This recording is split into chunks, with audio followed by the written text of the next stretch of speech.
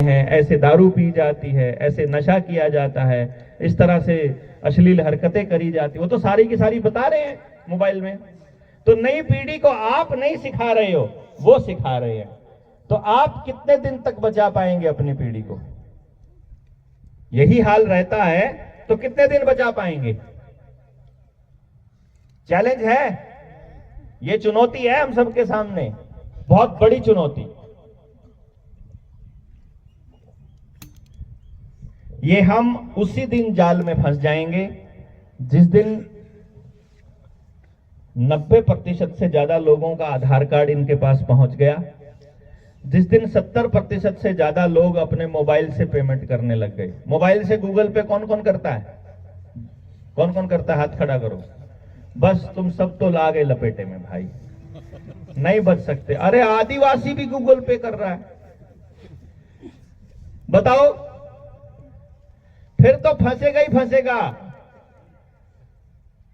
सोचो, हम भी कोशिश करते हैं अपना जो, मतलब अभी तो चलो समाज के काम करने लगे तब और बात थी, इससे पहले हम भी कोशिश करते कि अपना बैंक अकाउंट एक्सेस ना करें। गूगल पे और जी पे तो दूर की बात हुआ करती थी, और आप लोग उसको शौक से कर रहे हैं, नई पीढ़ी वाले। इसका मतलब क्या है कि आप असली धन से दूर होते जा रहे हो।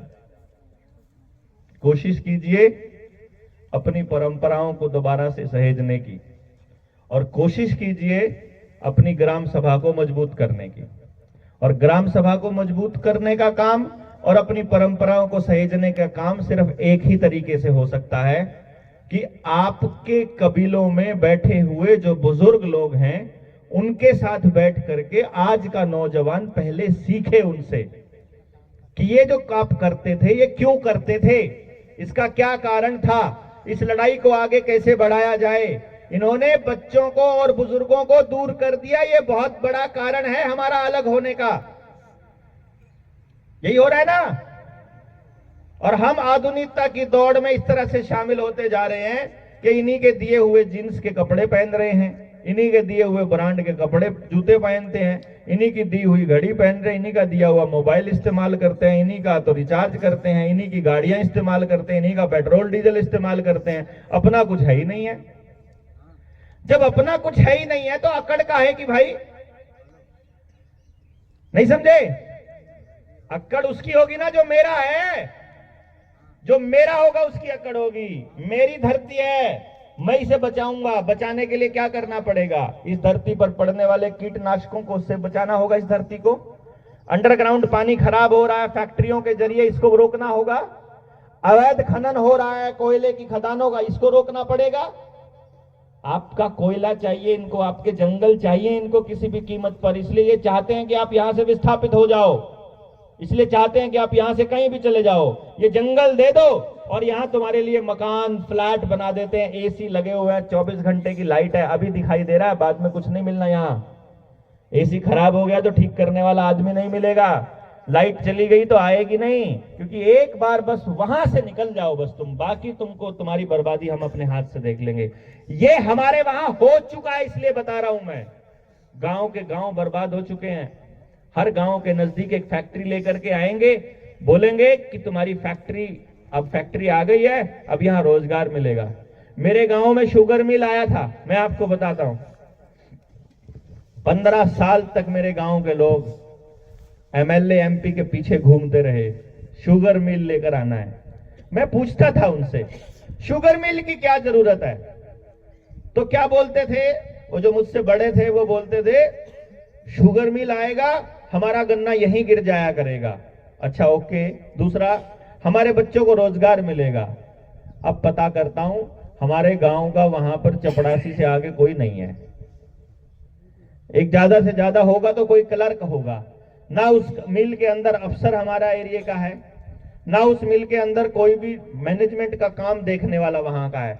क्योंकि अगर उस फैक्ट्री में आसपास का कोई आदमी अफसरी वाली लाइन में हो गया तो सारे घोटालों की जांच पड़ताल करके उस एरिया के लोगों को बता देगा कि ये फैक्ट्री तुम्हारा कितना सत्यानाश कर रही है, कितना प्रदूषण फैला रही है, कितना गंदा पानी जमीन में बोर करके नीचे भेज रही है, और अंडरग्राउंड पानी, एक बार नीचे का पानी खराब हुआ और खराब हुआ, उसके बाद तो आपके पास कोई रास्ता नहीं बचता कंपनी का पानी पीने के अलावा।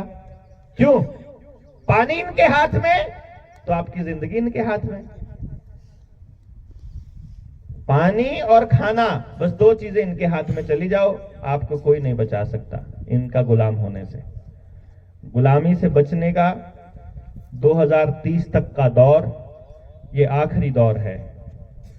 आप में से जो लोग अपनी जान की कुर्बानी लगाने को तैयार हों, जो अगली पीढ़ियों की लड़ाई लड़ने के लिए तैयार हों, उनको अपनी कमर कस लेने का दौर है। 2030 तक सारे जंगलों को उजाड़ करके, सारे आदिवासियों को उजाड़ कर, उनके भोजन और उनकी पानी पर कब्जा करने के लिए वर्ल्ड इकोनॉमिक फोरम आ रहा है। यहां बैठी सरकारों के जरिए झारखंड सशस्त्र बल, बिहार सशस्त्र बल, छत्तीसगढ़ सशस्त्र बल बन रहे हैं। वो सशस्त्र बल जो है बंदूकें लेकर के निकलेंगे। आप अपना जंगल बचाने की लड़ाई लड़ोगे तो वो आपको ऐसे ही लपेट डालेंगे, पता भी नहीं चलेगा, गोलियों से भून डालेंगे। उनको कोई फर्क नहीं पड़ता, उन्होंने पहले भी भूना है, ऐसे काट डाला है, नहीं काटा है क्या? पहले भी काटा है, जिंदा काट दिया करते हैं, गर्दनों से काट दे, उनको कोई फर्क नहीं पड़ता है। उनको वो जंगल चाहिए किसी भी कीमत पर। ये एक तरीका है बस कि जब आप यहां से दिल्ली की तरफ कूच करो तो वहां दिल्ली में हम जैसे लोग पहले से बैठे हों तैयारी में कि आओ भाई, भाई आ रहे हैं वहां से, उधर वो बचाने की लड़ाई लड़ रहे, उधर हम बचाने की लड़ाई लड़ रहे। ये जल जंगल और जमीन बचाने की लड़ाई व्यापक तौर पर जनता सरकार मोर्चा लड़ने की तैयारी कर रहा है। हम ये बिल्कुल नहीं कहते कि आप जनता सरकार मोर्चा के बैनर के नीचे आओ, हम कहते हैं आप हमारे साथ आओ। जब आपको हमारी जरूरत हो तब आप कॉल देंगे, और जब हमें आपकी जरूरत हो तब आप कॉल देंगे। हो सकता है हमारा साथ में लड़ना संभव हो सकता है? यस थोड़ी बोलेंगे, अंग्रेजों की अंग्रेजी बोलेंगे हम, जोहार बोलेंगे हम। हमारा एक ही नारा है, जय जोहार का नारा है, भारत देश हमारा है। जय जोहार का नारा है, जय जोहार का नारा है। एक दूसरा नारा है हमारा, भारत की हुंकार है, जनता ही सरकार है, यानी हम ही सरकार है, मालिक हम हैं, तुम उधर बैठे हुए नौकर हो। भारत की हुंकार है, जोश से बोलेंगे, भारत की हुंकार है, जय जोहार का नारा है। हो सकता है ये लड़ाई, हम एक साथ मिलकर लड़ सकते हैं। यदि आपके इलाके में हम सब लोग मिलकर के एक रणनीति तैयार करेंगे, आपके यहां पर आपके नौजवानों को ट्रेनिंग देने के लिए, पूरा षड्यंत्र समझाने के लिए, बीज के मामले में क्या षड्यंत्र हुआ, कपड़ों के मामले में क्या षड्यंत्र हुआ, आपकी खेती के मामले में क्या हुआ, डंगरों को जो इंजेक्शन लगते हैं इसका क्या खेल है, बच्चों को जो इंजेक्शन लगते हैं इसका क्या खेल है, स्कूलों में अपार आईडी बन रही है, स्कूलों में जो सिलेबस पढ़ाया जा रहा है, जो आप लोगों के साथ में आपके खेतों में जो जो पौधे लगाए जा रहे हैं। पहले तो जंगल काट देंगे, फिर बोलेंगे कि जंगल कट गए या वृक्षारोपण करो। वो जो नए वृक्ष लगा रही है सरकार, जो सरकार की नर्सरी में जो आपको नए पेड़ पौधे मिलते हैं, वो सारे हाइब्रिड पौधे हैं, और जो आदिवासियों के पास जितने भी पौधे हैं वो सारे इंडिजीनियस पौधे हैं, जो पुराने पारंपरिक पौधे हैं। इसलिए हमें को उन पारंपरिक पौधों को बचाना है, क्योंकि उनमें पॉजिटिव ऊर्जा है, सकारात्मक ऊर्जा है, उनमें अच्छी ऊर्जा है। और जो ये लोग दे रहे हैं इसमें नेगेटिव ऊर्जा है। ये जिनके घर में पौधे लग गए उनके घर में झगड़ा, तलाक, बीमारियां सब आएंगी, क्योंकि वो नकारात्मक है पहले से ही। तो ये नए बच्चों की मदद से हम लोगों को दूसरी चीजें डाल रहे हैं। ये जो गाड़ियों का षड्यंत्र है, ट्रैवल करने का, 24 घंटे घूमते रहो सुबह से लेकर रात तक, ये सारा षड्यंत्र आपको समझना पड़ेगा। इसके बिना आप लड़ ही नहीं पाओगे। क्या लड़ोगे? आप हथियारों से नहीं लड़ सकते हो दोस्तों, मैं आपको पहले बता रहा हूं। इनके पास बंदूक है, आपके पास तीर भाले हैं, इनके पास बंदूक है, इनके पास टैंक हैं, इनके पास तोप हैं, और अब तो इनके पास एआई वाली गन है, एआई वाली मशीनें हैं, जो ऊपर से हवा से आकर के केमिकल छिड़क देंगे। यहाँ बैठे हुए हो ना, अभी एक ड्रोन आएगा, ऊपर से केमिकल छिड़क देगा, जितने लोग हैं सबको एलर्जी हो जाएगी, 1 हफ्ते बाद सबको हार्ट अटैक। ऐसे भी दवाइयां आ गई है, फिर क्या करोगे? आपके खेतों के ऊपर छिड़कते हैं ना, ऊपर से जहाज में दिखाई देता है ना वो लाइन, वो सब केमिकल छिड़के जाते हैं। अब एकदम तो सबको मार नहीं सकते हैं, तो एल्यूमिनियम छिड़क देंगे। वो एल्यूमिनियम किधर गिरेगा? या तो आपकी स्किन पे गिरेगा, या आपके डंगरों के ऊपर गिरेगा, या पशुओं के ऊपर, या आपके खेत में गिरेगा, आपके पौधों पे गिरेगा।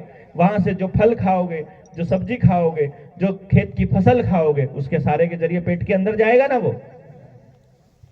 कोरोना के दौर में क्या हुआ आपने देखा था ना, बिल्कुल जबरदस्ती आपके वहां तक घुस गए थे। किस किस ने वैक्सीनेशन करवाया?